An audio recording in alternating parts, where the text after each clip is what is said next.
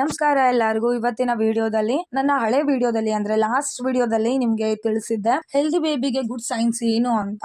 ಇವಾಗ ಅಂದ್ರೆ ಈ ವಿಡಿಯೋದಲ್ಲಿ ನಾನು ಹೇಳ್ತಾ ಇರೋದು ಅನ್ಹೆಲ್ದಿ ಬೇಬಿ ಏನಾದ್ರೂ ನಿಮ್ಮ ಹೊಟ್ಟೆಲ್ ಬೆಳೀತಾ ಇದೆ ಅಂದ್ರೆ ಯಾವ ರೀತಿ ರಿಯಾಕ್ಷನ್ಸ್ ಇರುತ್ತೆ, ಯಾವ ರೀತಿ ಡಾಕ್ಟರ್ಸ್ ನಿಮ್ಗೆ ಟೆಸ್ಟ್ ಹೇಳ್ತಾರೆ, ಮತ್ತೆ ಕೆಲವೊಂದು ವಿಚಾರನ ನಿಮ್ ಜೊತೆ ಡಿಸ್ಕಸ್ ಮಾಡ್ತಾರೆ ಅಂತ ಹೇಳ್ತೀನಿ. ಮೊದಲನೇದು, ನೀವು ಪ್ರೆಗ್ನೆಂಟ್ ಆದಾಗ್ಲಿಂದಾನೇ ನಿಮ್ಗೆ ಏನಾದ್ರೂ ಬ್ಲೀಡಿಂಗ್ ಇತ್ತು ಅಂದ್ರೆ, ನಿಮ್ಗೆ ಏನಾದ್ರೂ ಸ್ವಲ್ಪ ಬ್ಲೀಡಿಂಗ್ ಆಗ್ತಾ ಇದೆ, ಹೊಟ್ಟೆ ನೋವು ಜಾಸ್ತಿ ಇದೆ ಅಂದ್ರೆ ಅದು ಒಂದು ಅನ್ಹೆಲ್ದಿ ಪ್ರೆಗ್ನೆನ್ಸಿ ಅಥವಾ ಅನ್ಹೆಲ್ದಿ ಬೇಬಿಗೆ ಒಂದು ಸೂಚನೆ ಅಂತ ಹೇಳ್ಬೋದು. ಸೊ ಇದು ಮೊದಲನೇ ಪಾಯಿಂಟ್. ಆ ತರ ಏನಾದ್ರೂ ಆದಾಗ ನೀವು ಹಾಸ್ಪಿಟಲ್ಗೆ ಹೋಗ್ಬೇಕಾಗತ್ತೆ. ಎರಡನೇದು, ಸಿಕ್ಕಾಪಟ್ಟೆ ವೈಟ್ ಡಿಸ್ಚಾರ್ಜ್, ಅದು ಬಂದ್ಬಿಟ್ಟು ಎಲ್ಲೋ ಇಶ್ ಆಗಿ ಅಥವಾ ಸ್ಮೆಲ್ ಬರ್ತಾ ಇರ್ಬೋದು, ಸ್ವಲ್ಪ ಕ್ರೀಮಿ ಇರ್ಬೋದು ಅಥವಾ ವೈಟ್ ಕಲರ್ ಆಗಿರ್ಬೋದು, ಸೊ ಸ್ವಲ್ಪ ಬಂಕ್ ಆಗಿ ಬರ್ತಾ ಇರ್ಬೋದು. ಆದ್ರೆ ಅದು ಬಂದು ಹೆವಿ ಆಗಿರುತ್ತೆ, ಹೆವಿ ಸ್ಮೆಲ್ ಇರುತ್ತೆ ಅಂದ್ರೆ ನೀವು ಡಾಕ್ಟರ್ನ ಕನ್ಸಲ್ಟ್ ಮಾಡ್ಬೇಕಾಗತ್ತೆ. ನೆಕ್ಸ್ಟ್, ಮಗುವಿನ ಹಾರ್ಟ್ ಬೀಟ್ ತುಂಬಾನೇ ನಿಧಾನ ಬರ್ತಾ ಇದೆ, ಹಾರ್ಟ್ ಬೀಟೇ ಇಲ್ಲ ಅಂತ ಅಂದ್ರೆ ಅದು ಕೂಡ ಒಂದು ಅನ್ಹೆಲ್ದಿ ಸೈನ್ ಅಂತ ಹೇಳ್ಬೋದು. ಹಾರ್ಟ್ ಬೀಟ್ ಬಂದ್ಬಿಟ್ಟು 110ರಿಂದ 170 ಇರ್ಬೇಕು. ಸೊ ಇದಕ್ಕಿಂತ ಕಮ್ಮಿ ಅಥವಾ ಇದಕ್ಕಿಂತ ಜಾಸ್ತಿ ಇದ್ರೂ ಕೂಡ ಡಾಕ್ಟರ್ನ ಕನ್ಸಲ್ಟ್ ಮಾಡ್ಬೇಕಾಗತ್ತೆ. ನೆಕ್ಸ್ಟ್, 3 ತಿಂಗಳಲ್ಲಿ NT ಸ್ಕ್ಯಾನ್ ಹೇಳ್ತಾರೆ, ಮತ್ತೆ ಪದೇ ಸ್ಕ್ಯಾನ್ ಗಳನ್ನ ಹೇಳ್ತಾ ಇದಾರೆ ಅಥವಾ ಪದೇ ಟೆಸ್ಟ್ ಗಳನ್ನ ಹೇಳ್ತಾ ಇದಾರೆ ಅಂದ್ರೆ ಯಾಕೆ ಈ ತರ ಹೇಳ್ತಾ ಇದಾರೆ ಅಂದ್ಬಿಟ್ಟು ಖಂಡಿತವಾಗ್ಲೂ ನೀವು ಕೇಳ್ಬೇಕಾಗತ್ತೆ. ಬೆಳೀತಾ ಇರೋ ಮಗು ಆರೋಗ್ಯವಾಗಿದೆನಾ ಇಲ್ಲ ಅನ್ಬಿಟ್ಟು ಓಪನ್ ಆಗಿ ಕೇಳ್ಬೇಕಾಗತ್ತೆ, ಮತ್ತೆ ಅದು ಮುಖ್ಯ ಕೂಡ. ನೆಕ್ಸ್ಟ್, ಮಗುವಿನ ವೇಟ್ ಇನ್ಕ್ರೀಸ್ ಆಗದೆ ಇದ್ರೂ ಕೂಡ ಅದು ಒಂದು ಅನ್ಹೆಲ್ದಿಗೆ ಸೈನ್ ಆಗಿರುತ್ತೆ. ಸೊ ಮಗುವಿನ ತೂಕ ಇನ್ಕ್ರೀಸ್ ಆಗ್ತಾ ಇಲ್ಲ, ಮಗು ಬೆಳೀತಾ ಇಲ್ಲ, ಉದ್ದ ಆಗ್ತಾ ಇಲ್ಲ, ದಪ್ಪ ಆಗ್ತಾ ಇಲ್ಲ, ಮಗುಗೆ ಯಾವುದೇ ರೀತಿ ಬೆಳವಣಿಗೆ ಇಲ್ಲ, ಎಲ್ಲೋ ಒಂದ್ ಕಡೆ ಮಗುವಿನ ಬೆಳವಣಿಗೆ ತುಂಬಾ ಕಮ್ಮಿ ಇದೆ ಅಂದ್ರೆ ಅದು ಒಂದು ಅನ್ಹೆಲ್ದಿ ಬೇಬಿಗೆ ಸೈನ್ ಅಂತ ಹೇಳ್ಬೋದು. ನೆಕ್ಸ್ಟ್, ನಿಮ್ಗೆ ಬ್ಲಡ್ ಲೆವೆಲ್ ಕಡಿಮೆ ಇದೆ, ಮಗುವಿನ ಬ್ಲಡ್ ಲೆವೆಲ್ ಕಡಿಮೆ ಇದೆ ಅಂದ್ರೆ ಅದು ಕೂಡ ತೊಂದ್ರೆನೆ. ಪಾಯಿಂಟ್, ನಿಮ್ಮ ಒಂದು ಪ್ಲಾಸೆಂಟಾದಲ್ಲಿ ಏನಾದ್ರೂ ಬ್ಲೀಡಿಂಗ್ ಆಗ್ತಾ ಇದೆ, ಪ್ಲಾಸೆಂಟಾದಲ್ಲಿ ಆಕ್ಸಿಜನ್ ಲೆವೆಲ್ ಮಗುಗೆ ಸರಿಯಾಗಿ ಹೋಗ್ತಾ ಇಲ್ಲ, ಪ್ಲೆಸೆಂಟಾದಲ್ಲಿ ಏನೋ ಪ್ರಾಬ್ಲಮ್ ಇದೆ ಅಂದ್ರೂ ಕೂಡ ಅದು ಒಂದು ತೊಂದ್ರೆನೆ. ನೆಕ್ಸ್ಟ್, ಮಗುವಿನ ಬೆಳವಣಿಗೆಯಲ್ಲಿ ಅಂದ್ರೆ ಕಿಕ್ಸ್ ಅಲ್ಲಿ 5ನೇ ತಿಂಗಳು 6 ತಿಂಗಳಲ್ಲಿ ನಿಮ್ಗೆ ಏನಾದ್ರೂ ಕಿಕ್ಸ್ ಗೊತ್ತಾಗ್ತಿಲ್ಲ ಅಂದ್ರೆ ಅದು ಕೂಡ ಒಂದು ಅನ್ಹೆಲ್ದಿ ಅಂತ ಹೇಳ್ಬೋದು. ಸೊ ನಿಮ್ಮ ಡಾಕ್ಟರ್ ಹತ್ರ 5ನೇ ತಿಂಗಳು 6ನೇ ತಿಂಗಳು ಸ್ಕ್ಯಾನಿಂಗ್ ಅಲ್ಲಿ ಮಾಡಿಸುವಾಗ ಡಾಕ್ಟರ್ ಖಂಡಿತವಾಗ್ಲೂ ಹೇಳ್ತಾರೆ ಈ ತರ ಮಗು ನಿಮ್ಗೆ ಸರಿಯಾಗಿ ಬೆಳೀತಾ ಇಲ್ಲ ಅನ್ಬಿಟ್ಟು ಹೇಳೋ ಅಂತಹ ಚಾನ್ಸಸ್ ಇರುತ್ತೆ. ತುಂಬಾ ಜನರಿಗೆ ಒಳಗಡೆ ಕಿಕ್ ಆಗ್ತಾ ಇರತ್ತೆ, ಬಟ್ ಅದು ನಿಮ್ಗೆ ಗೊತ್ತಾಗ್ತಾ ಇರಲ್ಲ. ಆದ್ರೆ ಮಗು ಆರೋಗ್ಯವಾಗಿರುತ್ತೆ, ಚೆನ್ನಾಗಿ ಕಿಕ್ ಆಗ್ತಾ ಇದೆ, ಚೆನ್ನಾಗಿದೆ ಅಂತ ಡಾಕ್ಟರ್ ಹೇಳಿದ್ರೆ ಅದು ಒಂಥರ.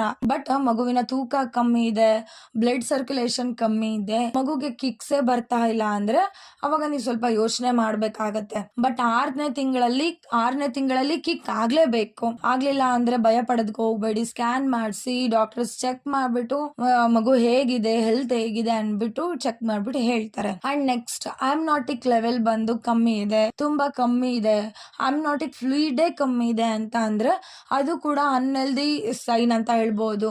ಆರೋಗ್ಯವಾಗಿ ಇರ್ಬೇಕು ಮಗು ಅಂತ ಅಂದ್ರೆ ಮಗುವಿನ ಸುತ್ತ ಇರುವಂತಹ ನೀರು ಚೆನ್ನಾಗಿರ್ಬೇಕು, ಅದು ಒಂದು ಹೆಲ್ದಿ ಬೇಬಿಯ ಸೈನ್ ಆಗಿರುತ್ತೆ. ಮಗುವಿನ ಸುತ್ತ ನೀರಿಲ್ಲ ಅಂತಂದ್ರೆ ಮಗು ಹೇಗ್ ಬೆಳೆಯೋದಕ್ಕೆ ಸಾಧ್ಯ ಹೇಳಿ? ಸೊ ಈ ವಿಚಾರನ ನೀವು ಅರ್ಥ ಮಾಡ್ಕೋಬೇಕಾಗತ್ತೆ. ನೆಕ್ಸ್ಟ್, ನಿಮ್ಗೆ ಏನಾದ್ರೂ ಬ್ಲೀಡಿಂಗ್ ಡಿಸಾರ್ಡರ್ ಇತ್ತು ಮುಂಚೆನೆ ಅಂದ್ರೆ ಅದು ಪ್ರೆಗ್ನೆನ್ಸಿಯಲ್ಲಿ ಬರುವಂತಹ ಚಾನ್ಸಸ್ ಇರುತ್ತೆ. ಬ್ಲೀಡಿಂಗ್ ಆಗುವಂತಹದ್ದು 7ನೇ ತಿಂಗಳಲ್ಲಿ 8ನೇ ತಿಂಗಳಲ್ಲಿ ಸ್ವಲ್ಪ ಬ್ಲೀಡಿಂಗ್ ಆಗೋದು, ಮತ್ತೆ ಆಗಾಗ ಹೊಟ್ಟೆ ನೋವು ಬರೋದು, ಮತ್ತೆ ಪ್ರತಿ ಸ್ಕ್ಯಾನಿಂಗ್ ಅಲ್ಲಿ ನಿಮ್ಮ ಡಾಕ್ಟರ್ಸ್ ಮಗುವಿನ ಬೆಳವಣಿಗೆ ಸರಿ ಇಲ್ಲ ಅಂತ ಹೇಳಿದ್ರೆ, ವೆಯ್ಟ್ ತುಂಬಾ ಕಮ್ಮಿ ಇದೆ ಅಂತ ಹೇಳಿದ್ರೆ, ಇದನ್ನೆಲ್ಲ ಹೇಳುವಾಗ ನೀವು ಸೂಕ್ಷ್ಮವಾಗಿ ಗಮನಿಸ್ಕೋಬೇಕಾಗತ್ತೆ. ಮಗುವಿನ ವೆಯ್ಟ್ ತುಂಬಾನೇ ಮುಖ್ಯ ಆಗಿರುತ್ತೆ. ಮಗುವಿನ ಬೆಳವಣಿಗೆ ಚೆನ್ನಾಗಿರ್ಬೇಕು ಅಂದ್ರೆ ತೂಕ ತುಂಬಾನೇ ಇಂಪಾರ್ಟೆಂಟ್. ಮಗು ಚೆನ್ನಾಗಿ ಆಚೆ ಬರ್ಬೇಕು ಅಂದ್ರೆ 2.5 kg-ಯಿಂದ 4 kg ತನ ಇರ್ಬೇಕು. ಬಟ್ 2.5 kg ಮೇಲಿದ್ರೆ ಮಗು ಹೆಲ್ದಿ ಬೇಬಿ ಅಂತ ಹೇಳ್ತಾರೆ. ಮಗುವಿನ ಹಾರ್ಟ್ ಬೀಟ್ ಚೆನ್ನಾಗಿದೆ, ಅಮ್ನಿಯಾಟಿಕ್ ಫ್ಲೂಯಿಡ್ ಚೆನ್ನಾಗಿದೆ, ಕರೆಕ್ಟ್ ಆಗಿದೆ, ಬಟ್ ಎಲ್ಲ ಚೆನ್ನಾಗಿದೆ, ಮಗುವಿನ ತೂಕ ಕಮ್ಮಿ ಇದೆ ಅಂತ ಅಂದ್ರೆ ನೀವೆಲ್ಲೋ ತಪ್ಪು ಮಾಡ್ತಾ ಇದ್ದೀರಾ. ನ್ಯೂಟ್ರಿಷನ್ಸ್ ಎಲ್ಲ ಕ್ಲೀನಾಗಿ ತಗೊಂತಾ ಇಲ್ಲ, ಫುಡ್ ಕ್ಲೀನಾಗಿ ತಗೊಂತಾ ಇಲ್ಲ ಅಂತ ಅರ್ಥ. ಸೊ ಫುಡ್ ನಾಗ ನೀವು ಚೆನ್ನಾಗಿ ತಗೊಂಡು ಮಗುವಿನ ತೂಕ ಹೆಚ್ಚಾಗೋದಕ್ಕೆ ಪ್ರಯತ್ನ ಪಡಬೇಕಾಗತ್ತೆ. ನೀವು ಇದಕ್ಕಿನ್ನ ಪ್ರಯತ್ನ ಪಡ್ಲೇಬೇಕಾಗತ್ತೆ. ನೆಕ್ಸ್ಟ್, ನಿಮ್ಗೆ ಆಗಾಗ ಹೊಟ್ಟೆ ನೋವು ಬರ್ತಾ ಇದೆ, ನೀರ್ ತರ 7 months ಅಲ್ಲೇ ಹೋಗ್ತಾ ಇದೆ ಅಂದ್ರೆ ಅದು ಕೂಡ ಅನ್ಹೆಲ್ದಿ ಸೈನ್ ಅಂತಾನೆ ಹೇಳ್ಬೋದು. ಆಗ ಕೂಡ ನೀವು ಡಾಕ್ಟರ್ನ ಕನ್ಸಲ್ಟ್ ಮಾಡ್ಬೇಕಾಗತ್ತೆ. ನೀರೆಲ್ಲ ಲೀಕ್ ಆಗೋದು 9 ತಿಂಗಳಲ್ಲಿ, 9ನೇ ತಿಂಗಳು ಸ್ಟಾರ್ಟಿಂಗಲ್ಲಿ ಅಥವಾ ಇಡಿ ಹತ್ರ ಬಂದಾಗ ಸ್ವಲ್ಪ ಲೀಕ್ ಆಗುತ್ತೆ. ಸ್ವಲ್ಪ ಸಣ್ಣ ಪುಟ್ಟ ತಿಂಗಳಲ್ಲೆಲ್ಲ 6 ತಿಂಗಳಿಗೆ 7 ತಿಂಗಳಿಗೆ ಹೊಟ್ಟೆ ನೋವು ಬಂದು ಬಿಗಿ ಹಿಡ್ದು ನೀರು ಹೋಗ್ತಾ ಇದೆ ಅಂದರೆ ಖಂಡಿತವಾಗ್ಲೂ ಅದೊಂದು ತೊಂದರೆನೇ ಆಗುತ್ತೆ. ಸೊ ಹಾಗಾಗಿ ಇದೊಂದೇನಾದರೂ ಪ್ರಾಬ್ಲಮ್ ಇದೆ ಅಂತ ಅಂದರೆ ನೀವು ಡಾಕ್ಟರ್ನ ಕನ್ಸಲ್ಟ್ ಮಾಡಬೇಕಾಗುತ್ತೆ. ಹಾಸ್ಪಿಟಲ್ಗೆ ಹೋಗಿ ಚೆಕ್ ಮಾಡಿಸಿ.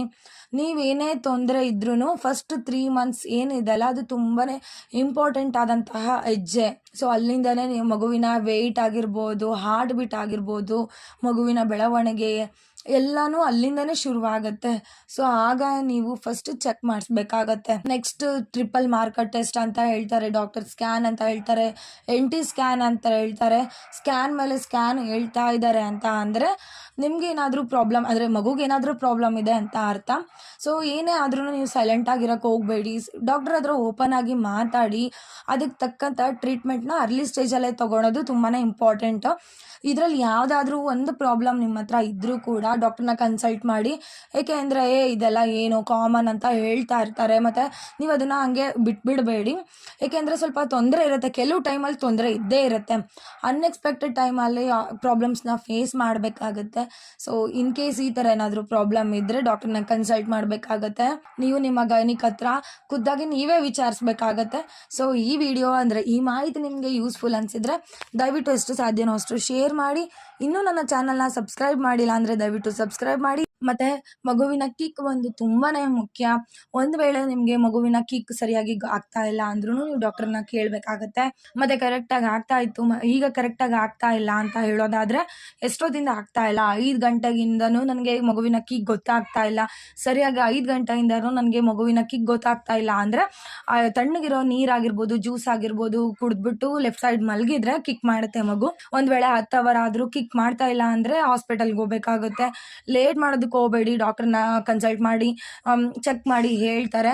9 ಮಂತ್ಸ್ ಎಲ್ಲ ನಿಮಗೆ ಅಷ್ಟೊಂದು ಕಿಕ್ಸ್ ಗೊತ್ತಾಗೋದಿಲ್ಲ, ಯೂಟ್ರಸ್ ಎಲ್ಲ ತುಂಬಿಕೊಂಡಿರುತ್ತೆ, ಅಷ್ಟೊಂದು ಕಿಕ್ಸ್ ನಿಮಗೆ ಗೊತ್ತಾಗೋದಿಲ್ಲ. ಬಟ್ ಅದೆಲ್ಲ ವರಿಬೇಡ. 7 ತಿಂಗಳಲ್ಲಿ 8 ತಿಂಗಳಲ್ಲಿ ಕಿಕ್ಸ್ ತುಂಬ ಕಮ್ಮಿ ಇದೆ, ಎಲ್ಲೋ ಒಂದು 10 ಅವರ್ಗೆ ಒಂದ್ಸತಿ ಆಗ್ತಾ ಇದೆ, ತುಂಬ ನನಗೆ ಕಿಕ್ಸೇ ಬರ್ತಾ ಇಲ್ಲ ಅಂತ ಅಂದರೆ ಮಾತ್ರ ನೀವು ಹೋಗಿ ಕೇಳಬೇಕಾಗತ್ತೆ. ಆಗ ಸ್ಕ್ಯಾನ್ ಮಾಡಿ ಏನು ಅಂದ್ಬಿಟ್ಟು ಡೀಟೇಲಾಗಿ ಡಾಕ್ಟರ್ಸ್ ಹೇಳ್ತಾರೆ. ಏನೋ ಹೆದರ್ಕೋಬೇಡಿ, ಏನೇ ಇದ್ರೂ ನೀವು ಡಾಕ್ಟರ್ ಹತ್ರ ಹೋಗಿ ಕಾನ್ಫಿಡೆಂಟಿಂದ ಕೇಳುವಾಗ ಖಂಡಿತವಾಗ್ಲೂ ನಿಮ್ಗೊಂದು ಸೊಲ್ಯೂಷನ್ ಸಿಗಾಗುತ್ತೆ. ಈ ವಿಡಿಯೋ ಖಂಡಿತವಾಗ್ಲೂ ನಿಮ್ಗೆ ಯೂಸ್ಫುಲ್ ಆಗುತ್ತೆ, ಒಳ್ಳೆ ಮಾಹಿತಿ ಅಂತ ಅನ್ಕೊತೀನಿ. ಸೊ ಈ ಮಾಹಿತಿ ನಿಮಗೆ ಇಷ್ಟ ಆಯಿತು ಅಂದರೆ ದಯವಿಟ್ಟು ಎಷ್ಟು ಸಾಧ್ಯನೋ ಅಷ್ಟು ಶೇರ್ ಮಾಡಿ.